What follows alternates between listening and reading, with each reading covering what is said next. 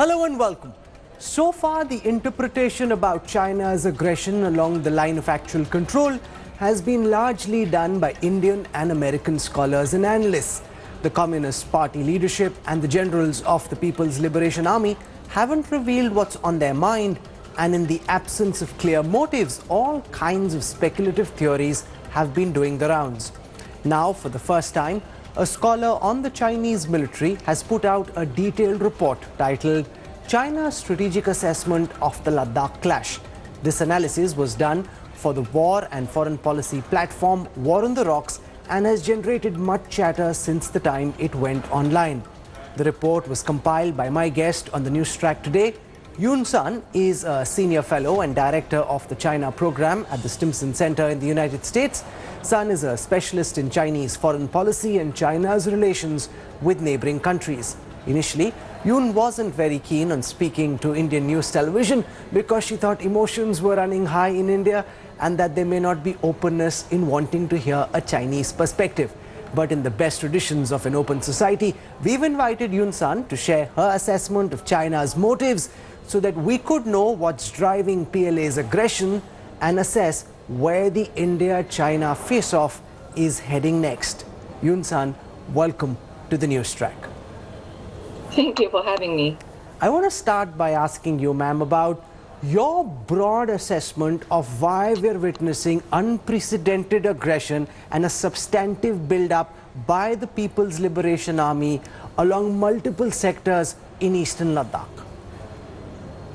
Well, thank you for asking that question. To begin with, I would like to say that I understand that there is this perception that Indian narrative and Indian analysis has been dominating the international discourse since the beginning of the standoff. But I would also like to point out that if people can read Chinese, if people follow what the Chinese government, what the Chinese military have been saying, their messaging and their explanation is actually quite clear.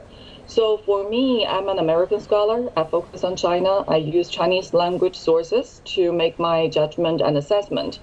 So the lack of information might exist in the English language media, but in the Chinese language, the information is actually quite abundant. Then coming to your question, what is behind all this from the Chinese perspective? I think if you ask a Chinese government official or ask a Chinese analyst, their answer is going to be China was responding to what India had been doing along the line of actual control. So of course, this originates back to the very different definitions of what the line of actual control actually is and where it is located. But that we both know is a long historical issue that had never been resolved. So when the Chinese identified that India had been building roads and building infrastructure in that region, their question, the primary question for them is that how should China respond? And then we get into the special timing or the unique timing of 2020. We know that both countries have been affected by COVID-19, and China in particular as a country where the first COVID-19 cases were identified. The Chinese have been under severe pressure from the international community as for whether China is responsible for this. So I would say that the year of 2020 is a particularly important year for the Chinese government because of the internal pressure and the perceived external attack on China.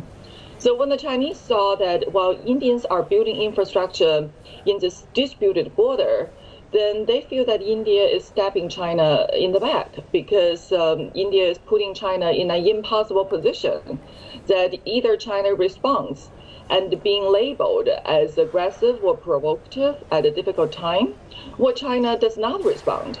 And then China would be acquiescing to losing territory to India. So I think if you look into the Chinese motivation, it's not that hard to understand. So let's deal with your principal argument, which is India building border infrastructure.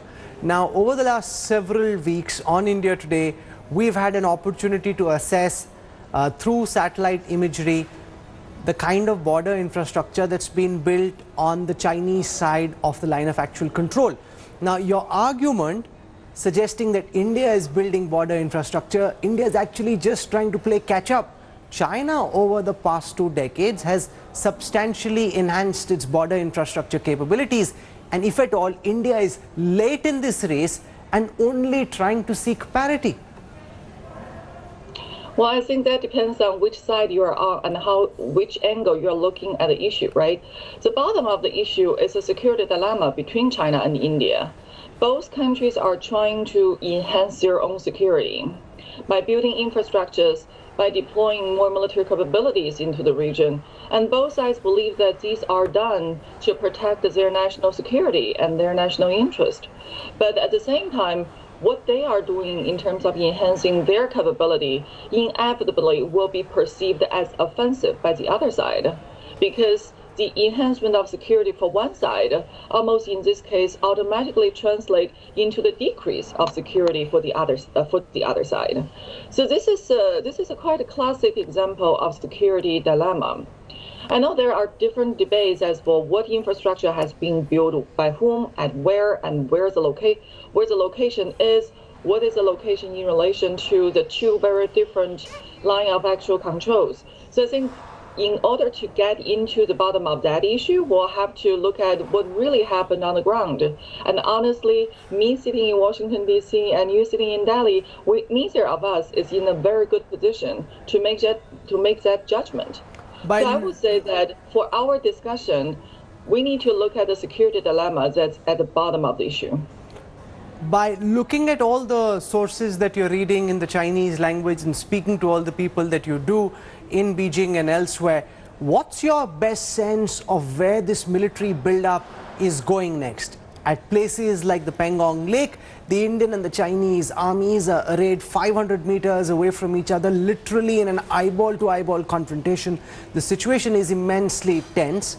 And now, given what happened in the Galwan Valley on the 15th of June, there is a fear that if there is a similar such incursion, then things could go out of hand. We could be looking at a shootout between armies of two nuclear-armed neighbors, home to 1/3 of humanity. What's your reading of where you think this confrontation is going next, ma'am?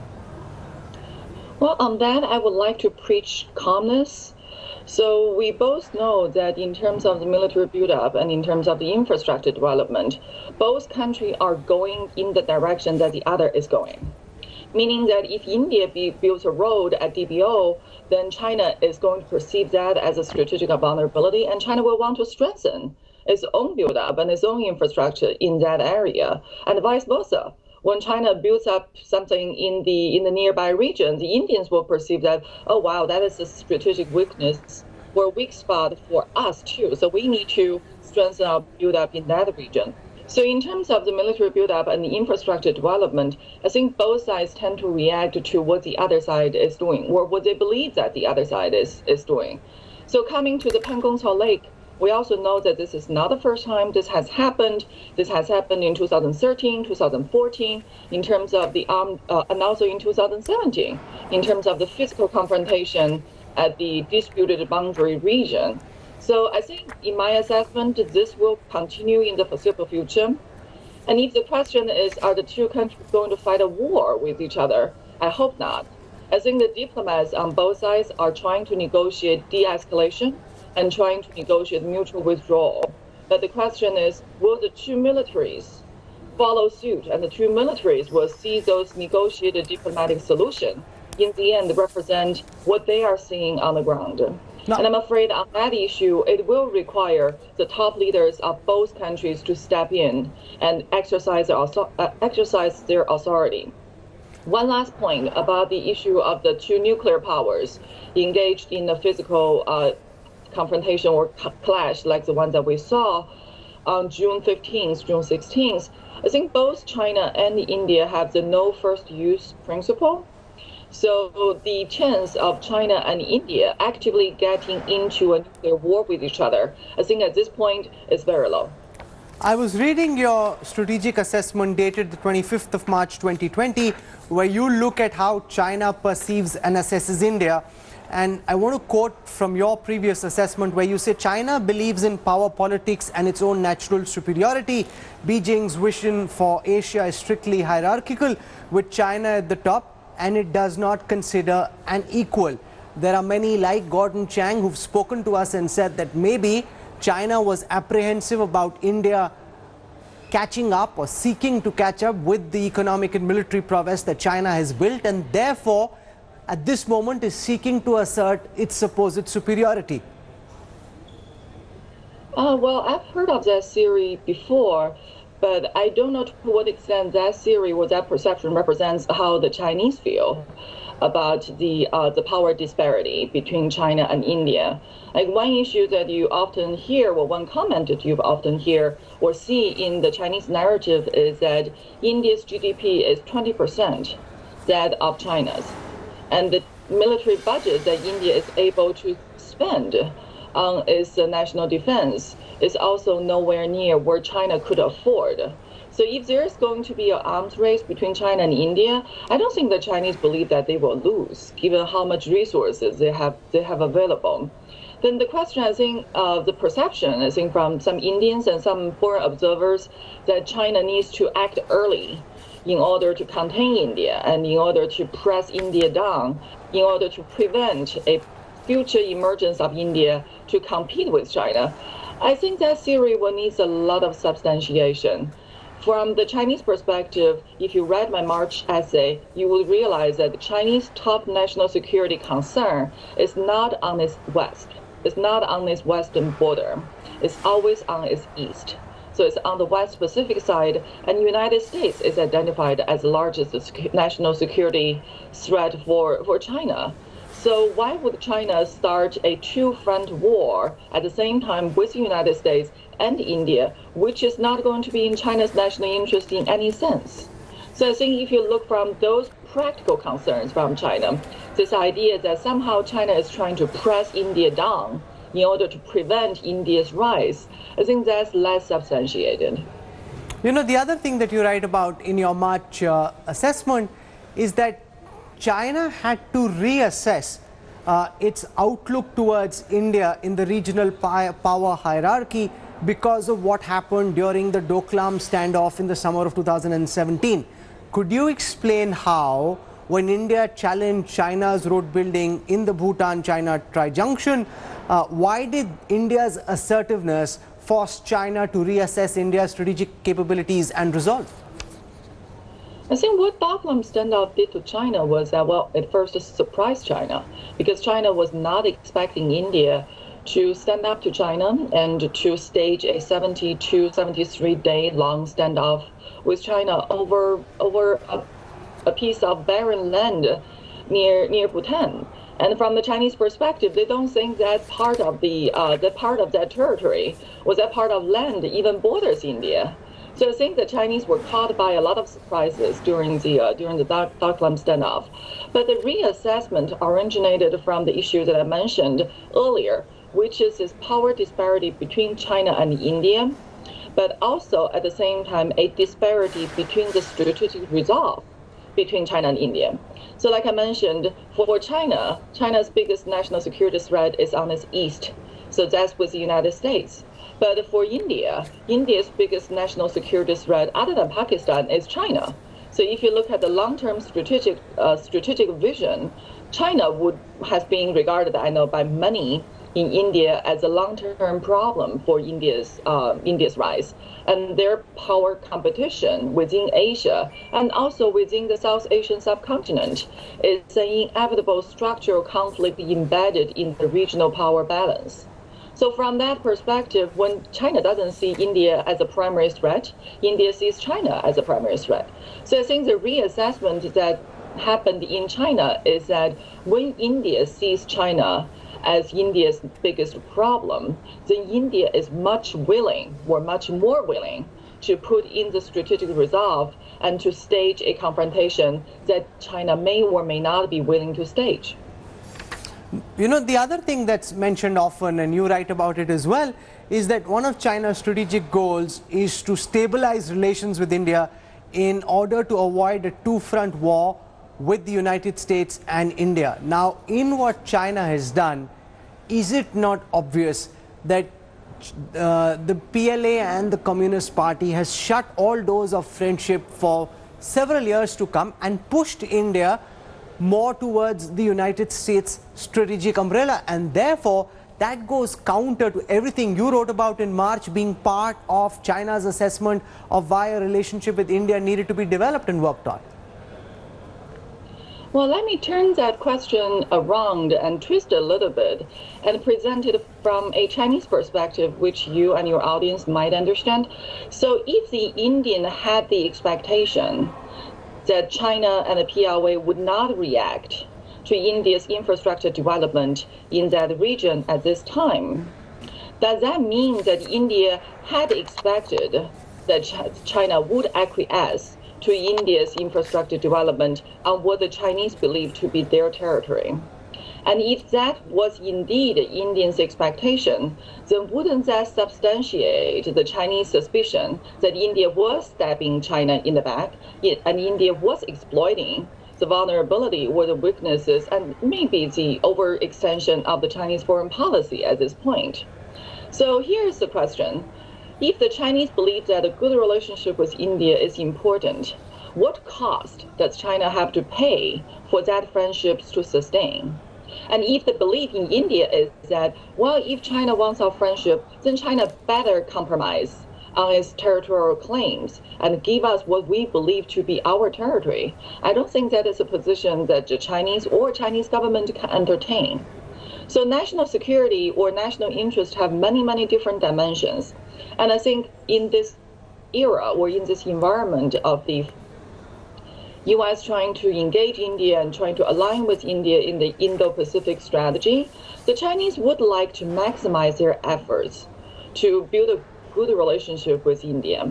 But if their perception is, like in this case, India is trying to leverage its alignment with the United States in order to force China to make concessions on its territorial integrity or on its territorial claims, I don't think the Chinese will entertain that. Remember, after all, bilateral relationship between China and India is a means. Good bilateral relationship is a means to an end, and the end is to protect the national interest. Good bilateral relationship by itself is not the goal, it's not the end. So if the end in terms of the national interest includes, we both know, the most critical component of national interest is territorial integrity.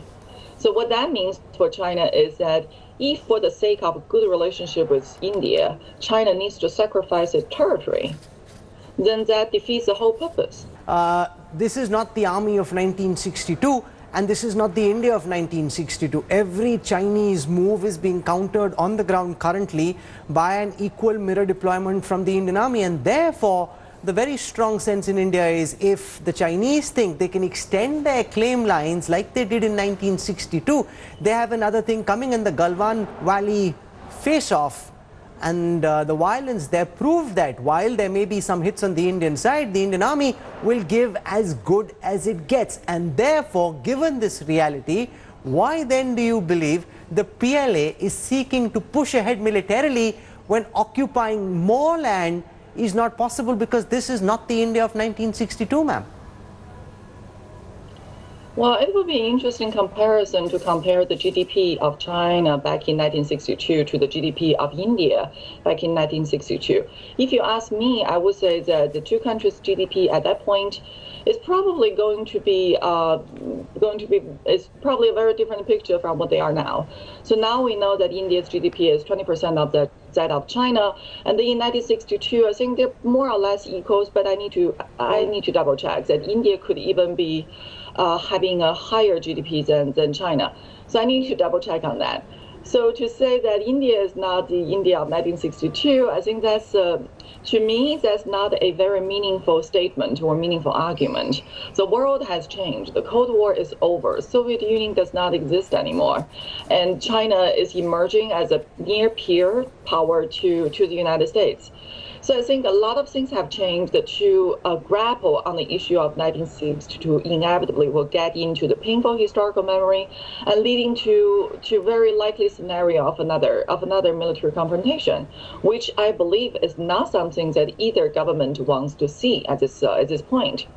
So about the Chinese, what you described as the Chinese military aggression in the Galwan Valley and pushing for territories, I think it will eventually need the two governments to come up with a mutually accepted definition of the result of the War of 1962. So what that territory, that 20 kilometers that Chinese withdrew their militaries from, what does that territory really constitute? Whose territory are they? And what are the rules of engagement in those territories before the two sides could come up with a diplomatic negotiation? So, I mean, I understand that in these cases, the Chinese are finger-pointing Indians and the Indians are finger-pointing Chinese, and both sides believe that their causes are perfectly justified. But you see, that is a problem with the border dispute. There are different perspectives and there are different historical evidence.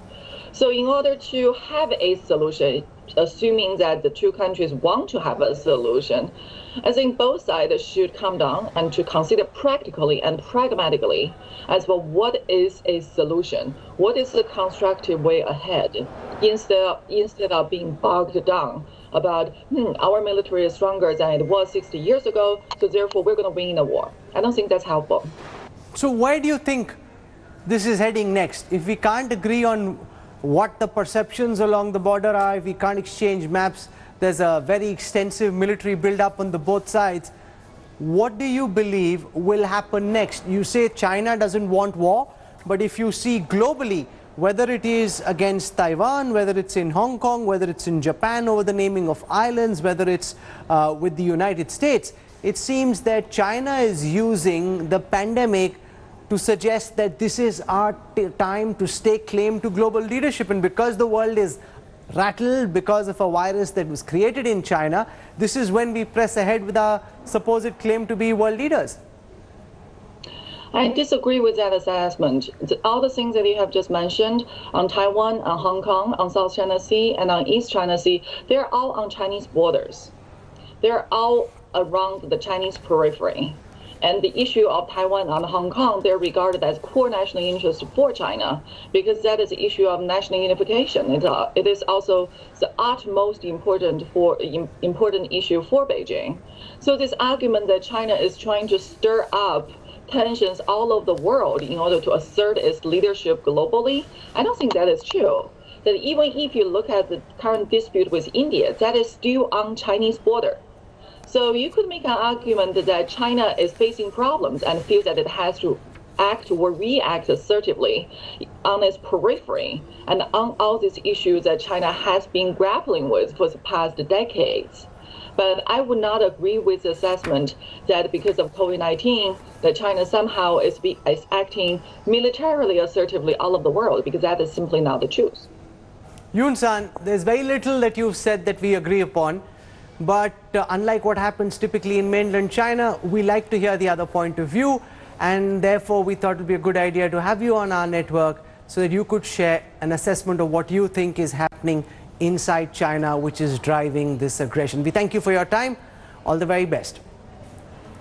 Thank you for having me. I know there are different perspectives, but for there to be a solution, each side must be able to see the other side's perspective and then come up with a practical and pragmatic solution. So I hope in the end, the peace will prevail. Thank you.